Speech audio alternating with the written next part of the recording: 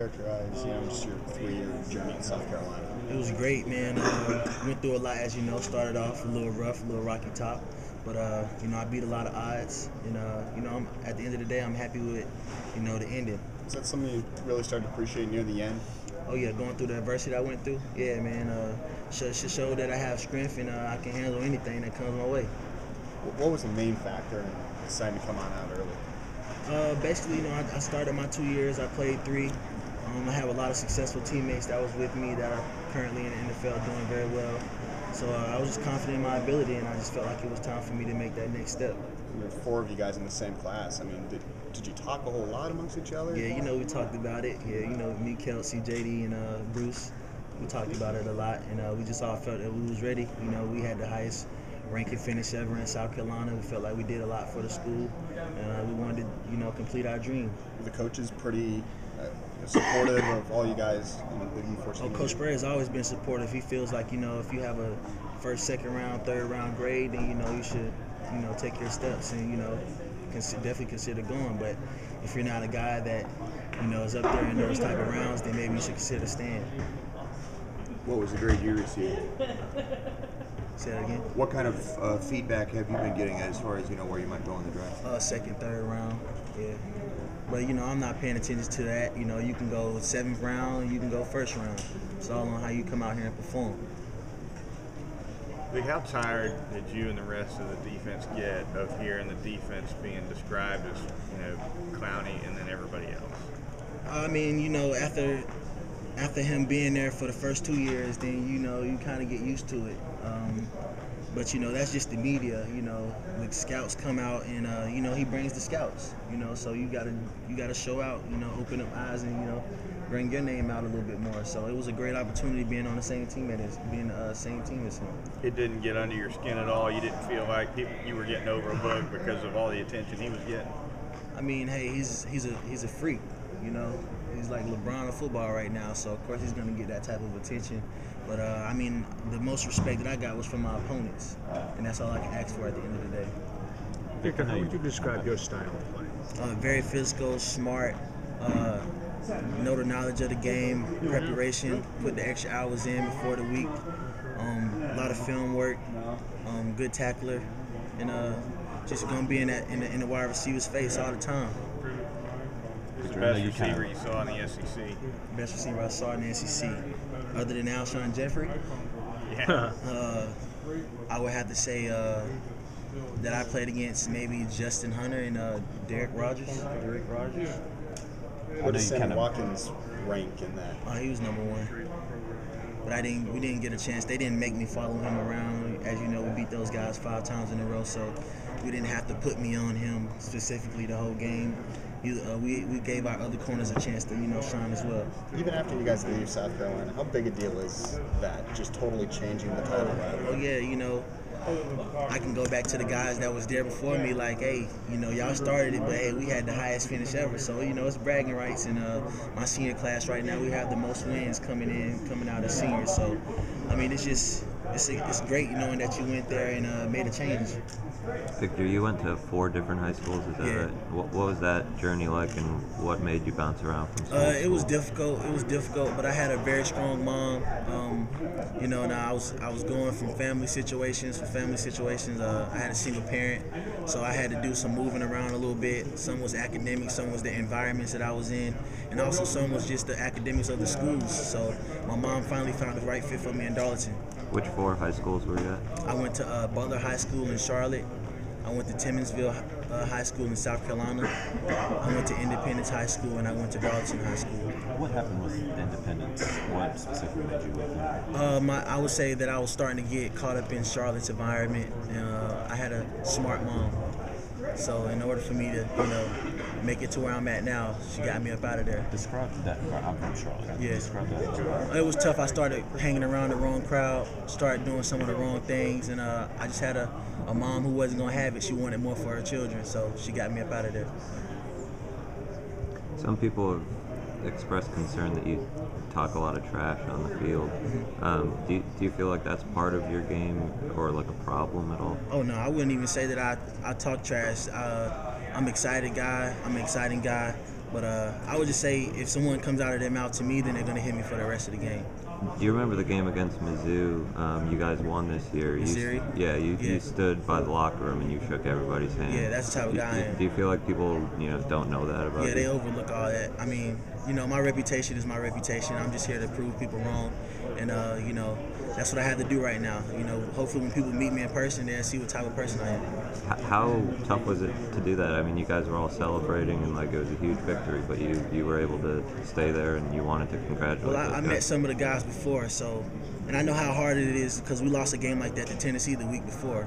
So it was a disappointing loss, and we're on their field.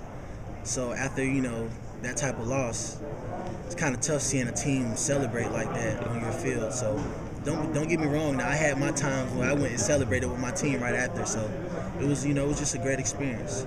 What do you remember about the concussion you got against North Carolina, and did some of these NFL clubs express some concerns about that head injury? I never had a concussion. I was never diagnosed with a concussion. I came back in that game. I would just say that I learned throughout the year to be more smart about catching the ball and with my punt returns and my decision making back there. So I learned a lot from that first game. That was actually my first full time being a punt returner. It looked bad on TV. I mean, Yeah. it looked like it was painful. It was painful, and I was frustrated because the new rule with the penalties with all the hits, the head to head and everything, and I definitely felt like that was a head to head contact hit, and there was no punishment. So what was the injury? I mean, what did they tell you had? To be honest, I don't think I had anything. I wound up coming right back in the game like the next quarter. Right. So. Victor, you mentioned Sammy Watkins being number one, but you didn't go against him. But can you still describe his talent and how difficult he is? You gotta watch the film on him, man. You gotta study him. He's a guy that you're gonna think about from Sunday to Saturday. He's capable of that big play, and I just had to make sure that he didn't make it on me. But this year he did have a great catch on me at a 50-yard post route. So that was his one good catch on me this year. How physical is he? Sammy? Yeah. Well, he's a guy that you have to be physical with him because he's so fast. He's not going to worry about really, trying to get into you. He's trying to get by you. But if he catches it, he'll give you a stiff arm and run through y'all, as I'm sure y'all have seen on film. One of the big draft analysts says he plays pissed off. Sammy? He'll go after corners and safeties. Can you see that over the course of the game? Or with me, I think he respected me a little bit more. He knew I wasn't going to back down from him and then things like that. So he never really came at me in that type of way or, tried to bully me. And, I ain't going to just have nobody just bully me out there. So, we just had a great respect for each other on the field. And we actually went to the same training facility and worked out together and became best friends. So it's been a great experience. Victor, what's the best and worst part of the combine? The best and the worst part? I've got a lot of different interesting answers. You want me to help you The on best that? part for me is just meeting with all the teams so they can really get a great feel for who I am. And seeing my personality, seeing the type of guy that I am, that's the the most exciting part for me. The hardest part, I'll probably say so far, has been the lack of sleep. Getting up in 2.5 hours, 3 hours, and doing all the testing, and going through the medical exams and every little thing they know about you from high school, from a dislocated finger from 8th grade. So they just know everything about you. Are you amazed at how much they know? Nah, I've known this since 10th, 11th grade that NFL people would know everything about you. So, that's the only thing that's been tough about my reputation. I've been trying to change it for so long, So hopefully they believe in me and think that I'm a reliable guy. Does it ever get too personal, do you feel? They're putting millions of dollars into you, so I don't think it can get too personal. Did you think you had NFL potential back when you were in 10th and 11th? Yeah, I got a tattoo of it a long time ago. My mom always told me I'd be successful in this sport, and I always believed it, So the only thing I would just say is that I kind of wish I would have stayed at Butler and went through the struggles that I went through there around that environment, and maybe I wouldn't be going through all these questions about my reputation. You obviously faced Connor Shaw quite a bit in our practice. Yeah. There are a lot of people doubting whether or not he can be a viable NFL quarterback. Wow. I'm not quite sure.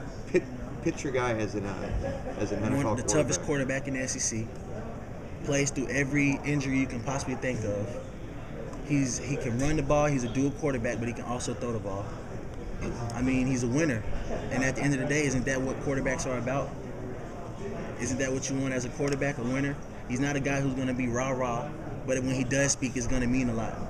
When he played in the league with so many other, big name quarterbacks, McCarron, Manziel, Murray, plays in the state with Taj Boyd. Yeah. Does that get to the whole team that he's overlooked at times? Yeah, it does, and it gets to me too because I feel like me and him are in the same position. We've been in the SEC 3-4 years balling. No one has had success on me, and he's had a lot of success. He's beat a lot of those quarterbacks that everybody's talking about, but he just doesn't get the recognition. I feel like I'm better than a lot of corners here, and I'm not getting that type of recognition. So me and him on the same page, and we came in with a chip on our shoulder. How aware are you of the other cornerbacks in this class, and how do you think you stack up against them? I'm very aware of them. You always look at your competition, playing against them, seeing them on the field, just knowing about the certain schools and just hearing about them all the time. I watch ESPN. I don't see my name at all. So, it's definitely motivation to change that. Are you the best defensive back here? Yeah, why not? How do you go about proving that? Just going out there, running a good 40 time, showing my feet in these back pedals and catching every ball that's thrown to me and, getting out of my breaks. Can you just comment on the physical style you guys play with at South Carolina, just at the corner position specifically? I mean, it seems like it gets handed down from one guy to the next, whether it was, Stephon years ago or, you know what I mean? Like, it just seems you walk in and it's expected that you guys are going to be knocking receivers around. Well, that's how I play. And with me, as you know, this quick, short screen stuff has become very big now. Mm-hmm.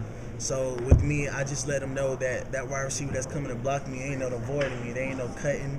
You're going to have to run straight through me, and they know it's not possible. So that's just one of the things.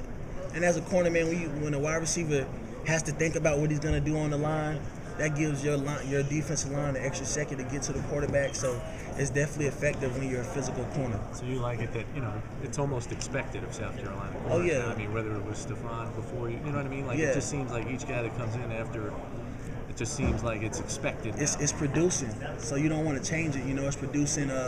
Stephon went 10th in the draft. You know what I'm saying? We got DJ, who's very physical. He went like second round, early second round last year. Chris Culliver went third round. If he didn't have injuries, probably could have went a little bit higher. So, it's just great to be physical at that position. I think a lot of NFL teams look for that.